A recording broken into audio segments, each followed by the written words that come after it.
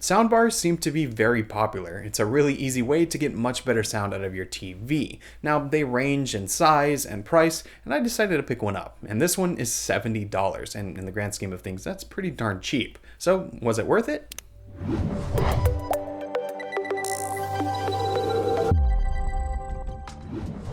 Hey, what's up everyone? My name is Matt, and this is the Vizio SB2920-C6. That's a mouthful, but this is a 29-inch 2-channel soundbar. Now, personally, I never thought I'd ever be buying a soundbar. If you've seen my home theater setup tour, which if you haven't, link will be down in the description or here in the video, so be sure to check that out. But I'm used to that setup. It sounds very good, full surround sound, so going from that to a soundbar is just not something I thought I'd do. I thought I'd buy a full system if I was ever going to do that. But for the bedroom I'm in right now, which has most of the media that I use, I figured let's go ahead and buy a soundbar, try it out, but I also didn't want to spend too much on it. So this one, when I bought it, was $70. It's relatively small, it looks like a soundbar, and so far the performance is quite good. So like I said, it's 29 inches long and it fits perfectly right in front of the TV. It has all of your connections on the back. My TV has optical and this also has optical, so that's what I'm using, and it's the easiest connection because it's just one cable. But if you have other connections on your TV or you want to use different ones, it has those here too. And on the top of your bar, you have all your physical controls, so it has power, volume, and different sources, as well as Bluetooth, so you can connect something and listen through Bluetooth. It also comes with a pretty standard remote, and you can control the volume from here, do all the inputs, basically all the setup you can do here. Now when setting this up, one thing I really didn't want was to have another remote control that I have to use. But luckily, it was pretty plug and play. I didn't really have to do any setup. I just plugged it in and automatically I was able to control it through the Apple TV remote. Now I do have a Vizio TV, and this is a Vizio soundbar,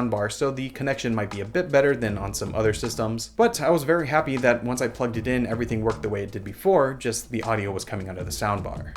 Now, of course, the most important part is how it sounds. Now, pretty much every single soundbar I've ever seen says that it can replicate surround sound with just the bar, and that's not really the case, I find. It's really hard to actually replicate surround sound without having speakers all around you, but that doesn't mean that this doesn't sound good. For the price and for the size, I was pretty impressed with how it performed. It has plenty of bass, and also the rest of the range is pretty clear. The only times I noticed some issues is if I turn the volume all the way up. It does get very loud, but I did notice some clipping, but I never listen that high anyway, and I don't think most people do, so unless you're listening up there, the sound is pretty good.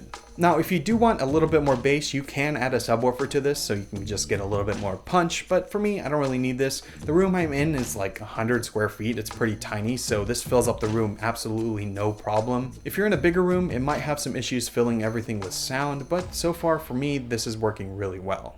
Every audio system I use in perspective. This is a soundbar. I'm not expecting it to blow my socks off. I'm not expecting it to compare with my full surround sound system in the home theater. So when looking at perspective for this room, for what I'm using it for, it's really great. I'm super happy with the purchase, and for $70, I don't think you can go wrong. But if you're one of those people who's looking for the best solution for your home theater setup, this is definitely not going to be it.